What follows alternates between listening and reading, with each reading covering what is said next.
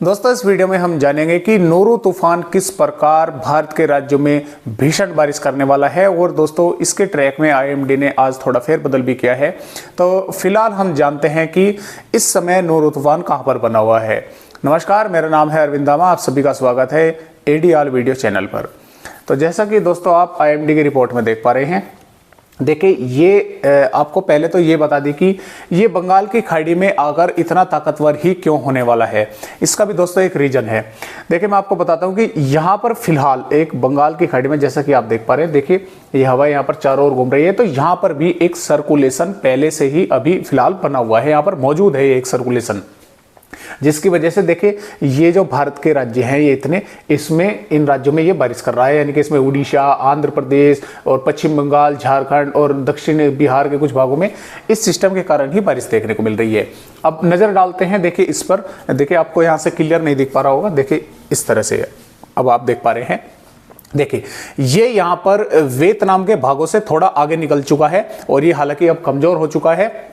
और ये जो सिस्टम आप देख पा रहे हैं ये समय बैंकॉक के भागों पर बना हुआ है। यानी कि वियतनाम लगभग यहाँ पर हम कह सकते हैं कि वियतनाम लगभग यहाँ पर है और ये उससे थोड़ा आगे निकल चुका है। यानी कि ये यहाँ पर बैंकॉक के भागों पर है। और ये संभावनाएं जो इसकी है वे ये है कि ये कल तक, यानी कि कल तक ये बंगाल की खाड़ी में पहुंच सकता है, या हो सकता है कि थोड़ा लेट हो जाए, लेकिन संभावना यही जताई जा रही है कि ये देखिए यहाँ पर काफी नजदीक आ चुका है, तो कल तक ये बंगाल की खाड़ी में पहुंच जाएगा। और जैसा कि दोस्तों मैंने आपको बताया कि यहाँ पर पहले से ही एक सर्कुलेशन बना हुआ है और ऊपर से ये यहाँ पर आएगा, तो ये सर्कुलेशन भी इस सर्कुलेशन में जैसे यहाँ पर आएगा तो ये दोनों आपस में मर्ज हो जाएंगे। यही कारण है कि ये काफी ताकतवर बनेगा, एकदम से ही ये काफी एरिया में बनाएगा, क्योंकि एक सर्कुलेशन यहाँ पर बना हुआ है, दूसरा ये यहाँ से आ रहा है, हालांकि ये कमजोर पड़ गया। तो जैसे ये बंगाल की खाड़ी में आएगा तो इसको ये सर्कुलेशन पहले से ही बना हुआ ये इसमें मर्ज हो जाएगा। तो मर्ज होते ही ये बहुत तेजी के साथ काफी बड़े एरिया में ये हवाएं घुमाना शुरू कर देगा। और अब बात करते हैं इसके आगे आने वाले ट्रैक के बारे में कि ये किस तरह से अब निकल कर जाने वाला है और कहां से होकर ये किन किन राज्यों में भारी बारिश करने वाला है। जैसा कि हम 1 अक्टूबर की रिपोर्ट देख पा रहे हैं, तो देखिए दोस्तों, जैसा कि आप देख पा रहे हैं 1 अक्टूबर में ये बंगाल की खाड़ी में पहुंच चुका है और वो जो सिस्टम यहाँ पर पहले ही बना हुआ था वो इसमें मर्ज हो चुका है। तो ये देखिए कितने बड़े एरिया में ये बन चुका है। इसकी वजह से देखिए बनते ही यहाँ पर भारत के पूर्वी राज्यों में, यानी कि दक्षिणी बिहार, झारखंड, पश्चिम बंगाल, उड़ीसा, आंध्र प्रदेश, तेलंगाना, भारत के दक्षिणी राज्यों में इसका ज़्यादा हिट रहेगा, ज़्यादा प्रभाव रहेगा, क्योंकि यहाँ से इस तरह से तेजी के साथ हवाएं निकलनी शुरू हो जाएंगी। तो ये बंगाल की खाड़ी में काफ़ी 1 अक्टूबर में काफ़ी भयंकर हवाएं अपनी चारों ओर घुमाना शुरू कर देगा। और अब हम देखते हैं 2 अक्टूबर की रिपोर्ट। तो जैसा कि हम देखें 2 अक्टूबर की रिपोर्ट देख पा रहे हैं, देखिए दोस्तों मैं साइड चेंज कर लेता हूं। देखिए जैसा कि आप देखें 2 अक्टूबर की रिपोर्ट देख पा रहे हैं। 2 अक्टूबर में देखिए इसके कारण बिहार, झारखंड, पश्चिम बंगाल, उड़ीसा और भारत के दक्षिणी राज्यों में, यहाँ तक कि मुंबई, महाराष्ट्र में भी, हालांकि देखिए यहाँ पर भी एक छोटा सा सर्कुलेशन बना होगा जिसकी वजह से महाराष्ट्र में इतनी तेज हवाएं चलेंगी। और एक यहाँ पर जो है दोस्तों ऑक्सफोर्ड ट्रफ बनेगी। आपको थोड़ी सी जानकारी हम ऑक्सफोर्ड ट्रफ के बारे में भी दे दें कि ये किस वजह से बनती है। देखिए आपको तो दिख रहा होगा कि ये इधर से तेजी के साथ हवाएं आ रही हैं और ये यहाँ से ऐसे होती हुई इधर को आ रही है, लेकिन ऐसा नहीं है दोस्तों। आप यहाँ से अंदाजा लगा सकते हैं कि आप कोई दीवार लें, एग्जाम्पल के तौर पर ये एलसीडी है, यहाँ से यहाँ तक ये एलसीडी है और इधर से जो हवाएं आ रही हैं तो ये इसमें टकराएंगी एलसीडी में। तो इनमें से कुछ हवाएं तो इसके नीचे को निकल जाएंगी, कुछ हवाएं इसके ऊपर को निकल जाएंगी, लेकिन कुछ हवाएं इसमें टकराकर वे वापसी इस तरह से घूमेंगी, यानी कि ऐसे आएंगी और फिर इस तरह से घूमेंगी। तो ठीक इसी प्रकार आपको तो यहाँ पर दिख रहा है कि ये इस तरह से आ रही है, लेकिन ऐसा नहीं हो रहा कि यहाँ पर जमीनी भागों पर देखिए पेड़ पौधे भी होते हैं, मकान भी बने हुए होते हैं और पहाड़ वगैरह भी होते हैं, या ऊंची पहाड़ियाँ भी होती हैं कहीं कहीं पर।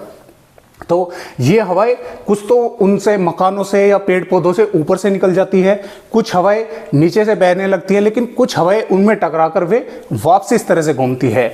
जब ये वापसी इस तरह से घूमने का इसकी प्रक्रिया लगातार चलती रहती है, तेज हवाएं लगातार आती रहती है, तेज हवाएं लगातार प्रक्रिया इस तरह से घूमने की चलती रहती है, तो ये क्या करती है कि यहाँ पर नमी लगातार बढ़ाती चली जाती हैं और जिसके कारण तटवर्ती भागों में मतलब बारिश शुरू हो जाती है, यानी कि वहाँ पर नमी लगातार बढ़ती रहती है और बारिश शुरू हो जाती है। तो उसी को हम ऑक्सफोर्ड ट्रफ कहते हैं कि ये यहाँ पर ऑक्सफोर्ड ट्रफ बनी हुई है। और आइए अब देखते हैं कि इसके सिस्टम के बारे में। अब आप समझ गए कि ऑक्सफोर्ड ट्रफ किस तरह से बनेगी। तो इसी प्रकार हम आप सभी को आगे आने वाली वीडियो में सभी सिस्टमों की जानकारी देते रहेंगे। अब बात करते हैं इसके बारे में। तो इसकी वजह से 2 अक्टूबर में बारिश हो रही है और 3 अक्टूबर में जैसे हम जाते हैं, देखिए 3 अक्टूबर में ये देखिए कुछ तो इसमें पहले ही मौसमी सिस्टम ऐड हो चुका था और उसके बाद में फिर ये बंगाल की खाड़ी में बना हुआ था, इसे मॉइस्चर मिलना शुरू हो गया। तो अब आप देख सकते हैं कि ये कितने बड़े एरिया में बन चुका है 3 अक्टूबर में।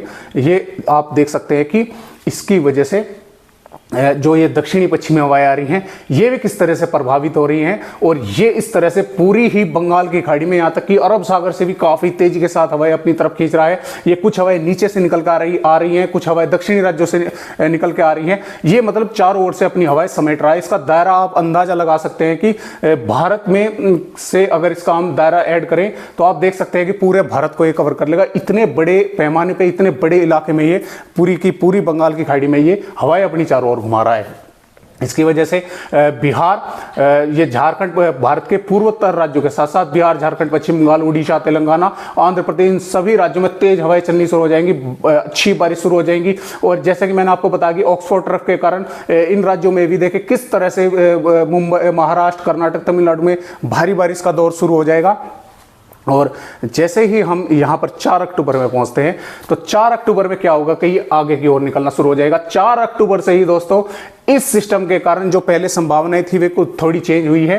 तो यहाँ पर उड़ीसा, झारखंड, पश्चिम बंगाल, छत्तीसगढ़, बिहार, और यहाँ पर हम कह सकते हैं कि ये पूर्वी उत्तर प्रदेश, पूर्वी मध्य प्रदेश, इन राज्यों में बादल छा जाएंगे। और इन राज्यों में बिहार, झारखंड, पश्चिम बंगाल, उड़ीसा, इन राज्यों में तो मूसलाधार बारिश शुरू हो जाएगी। यहाँ तक कि पश्चिमी उत्तर प्रदेश तक भी ये बादलों की ये हवाएं बादल लगातार पहुंचनी शुरू हो जाएगी। ये बादल यहाँ पर भी पहुंचने शुरू हो जाएंगे इसके कारण। और यहाँ पर ये हवाएं आ रही हैं तो तटवर्ती भागों में लाजिमी है कि ऑक्सफोर्ड ट्रफ के कारण, हालांकि ऑक्सफोर्ड के कारण इनमें भारी बारिश का दौर जारी रहेगा क्योंकि ये तेजी के साथ हवाएं यहाँ से आ रही हैं। इधर से दक्षिणी पश्चिमी हवाएं भी चल रही हैं। और जैसे ही हम यहाँ पर 5 अक्टूबर में पहुँचते हैं तो माफ़ कीजिएगा, तो जैसे ही हम यहाँ पर 5 अक्टूबर में पहुँचते हैं तो 5 अक्टूबर में ये सिस्टम थोड़ा अंदर की ओर आएगा। लेकिन पहले जो इसका अनुमान था वो इस तरह से था, अब इसका जो अनुमान है वो भारत के मैदानी राज्यों की ओर ही ये खिसकना शुरू हो गया।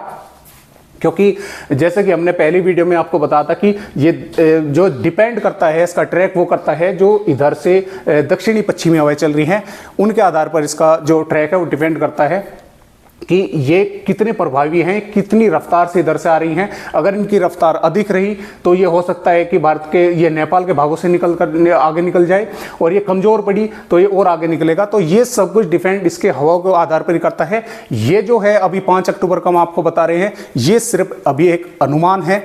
हो सकता है इसके ट्रैक में और भी अभी कुछ फेरबदल हो, तो जैसा भी होगा, जिस तरह भी हम आपको जानकारी देते रहेंगे। फिलहाल 5 अक्टूबर से ये भारत के दक्षिणी राज्यों के साथ साथ, माफ कीजिएगा, भारत के पूर्वी राज्यों के साथ साथ यानी कि उड़ीसा, झारखंड, पश्चिम बंगाल, बिहार और उत्तर प्रदेश, मध्य प्रदेश और यहाँ पर पश्चिमी मध्य प्रदेश, दक्षिणी पूर्वी राजस्थान और कर्नाटक, ये महाराष्ट्र, इन सभी राज्यों में आंधी तूफान, काफ़ी तेज हवाएं रहने के आसार है। आप खुद अंदाजा लगा सकते हैं इन हवाओं को देख के कि किस तरह से, देखिए ये हवाएं किस तरह से भारत के राज्यों में घूम रही हैं। एक बहुत ही बड़े पैमाने पर ये घूम रही है। तो इसकी वजह से ये तो लाजमी हो गया कि आंधी तूफान तो मतलब काफ़ी तेज हवाएं रफ्तार से चलने वाली हैं और भारी बारिश इनके साथ होने वाली है।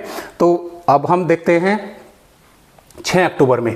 देखिए 6 अक्टूबर में क्या हुआ कि ये थोड़ा यहाँ पर गुजरात के भागों की ओर आगे बढ़ा। तो इसके कारण 6 अक्टूबर में भी भारत के पूर्वी राज्यों के साथ साथ बिहार, उत्तर प्रदेश, दिल्ली, हरियाणा, मध्य प्रदेश और महाराष्ट्र और यहाँ पर पूर्वी राजस्थान, गुजरात क्षेत्र, इन राज्यों में आंधी तेज हवाओं के साथ भारी बारिश होने के आसार है। क्योंकि इसका दायरा जो, जैसा कि मैंने आपको बताया कि काफ़ी बड़े दायरे में ये बना हुआ है और ये पहुँच गया यहाँ पर। देखिए गुजरात के भागों पर हवाएं, लेकिन यहाँ से अरब सागर से और पूरी की पूरी बंगाल की खाड़ी में और भारत के पूर्वी राज्यों के साथ साथ मैदानी राज्यों में ये अपनी तरफ इस तरह से घुमा रहा है। तो आप यहीं से इसका अंदाजा लगा सकते हैं कि ये कितना ताकतवर है। अब हम बात करते हैं यहाँ पर 7 अक्टूबर के बारे में।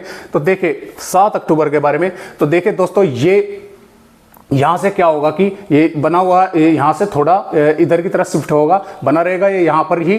तो इसके कारण क्या होगा कि जब ये बंगाल की खाड़ी से लगातार नमीदार हवा इस तरह से यहाँ पर पहुँचती रहेंगी, तो यहाँ पर हम कह सकते हैं कि हरियाणा, दिल्ली, उत्तर प्रदेश, उत्तरी मध्य प्रदेश, इनमें आंधी तूफानी हवाओं के साथ भीषण बारिश होने के आसार हमें नजर आ रहे हैं। यानी कि कई जिलों में हालात बद से बदतर देखने को मिल सकते हैं। जिस तरह की बारिश ये यहाँ पर इस समय दिख रही है, इस बारिश को देखते हुए हम भी अंदाजा लगा सकते हैं कि कितनी भीषण बारिश उत्तराखंड, हरियाणा, दिल्ली, उत्तर प्रदेश और उत्तरी मध्य प्रदेश में ये करने वाला है। तो आप अंदाजा लगा सकते हैं यहाँ पर गुजरात, पूर्वी राजस्थान, मध्य प्रदेश, महाराष्ट्र, छत्तीसगढ़, बिहार, झारखंड, पश्चिम बंगाल, उड़ीसा, तेलंगाना, महाराष्ट्र, भारत का कोई भी राज्य ऐसा नहीं बचने वाला है इस सिस्टम के कारण जिसमें बारिश नहीं होगी। तो अब हम बात करते हैं 8 अक्टूबर के बारे में।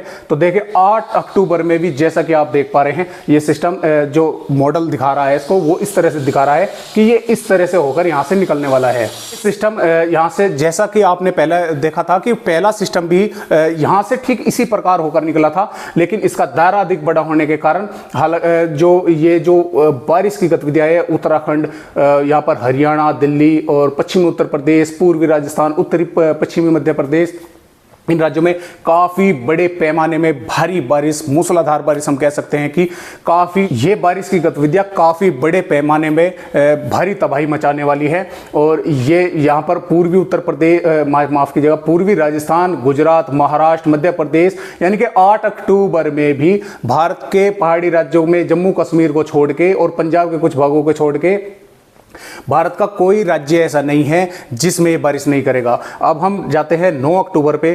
तो देखिए 9 अक्टूबर में भी ये सिस्टम यहीं पर बना हुआ है। तो हम कह सकते हैं कि हरियाणा, दिल्ली, पंजाब और उत्तर प्रदेश में ये भारी तबाही मचाने वाला है। अगर ये इसी ट्रैक से आगे बढ़ता है तो ये भारी तबाही मचाने वाला है। आपने इस तरह की तबाही शायद आज तक नहीं देखी होगी, जिस तरह की आंधी तूफान के साथ, भीषण बारिश के साथ उत्तराखंड और हिमाचल प्रदेश और पंजाब के कुछ भागों, पंजाब को नहीं कह सकते हम, इसमें हरियाणा, दिल्ली और उत्तर प्रदेश में, पश्चिमी उत्तर प्रदेश में खास तौर से तो काफ़ी भीषण बारिश मचाने वाला है।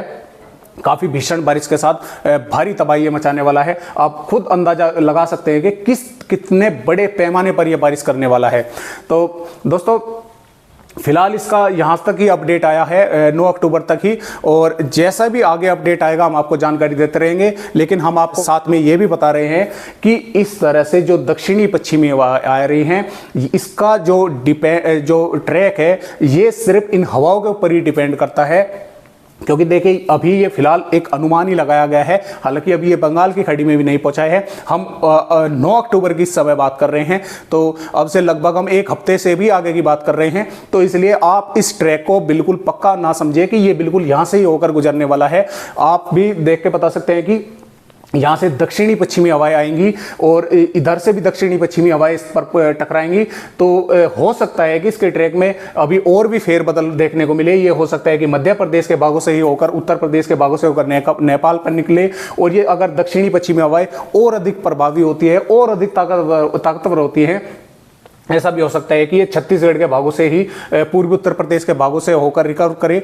तो जैसा भी होगा, जिस तरह का भी इसका ट्रैक होगा, हम आप सभी से डेली अपडेट, आप सभी को डेली अपडेट इसका देते रहेंगे कि किस तरह का इसका वेदर सिस्टम बना हुआ है। तो आपकी इस बारे में क्या राय है कि ये सिस्टम यहां से ही होकर गुजरने वाला है या इसके ट्रैक में फिर से कुछ फेरबदल होगा? तो आप कमेंट बॉक्स में अपनी राय जरूर दीजिएगा। फिलहाल आज के लिए वीडियो में बस इतनी ही जानकारी। एक नई जानकारी के साथ आप सभी दोस्तों से फिर मिलते हैं। तब तक के लिए सभी दोस्तों को नमस्कार।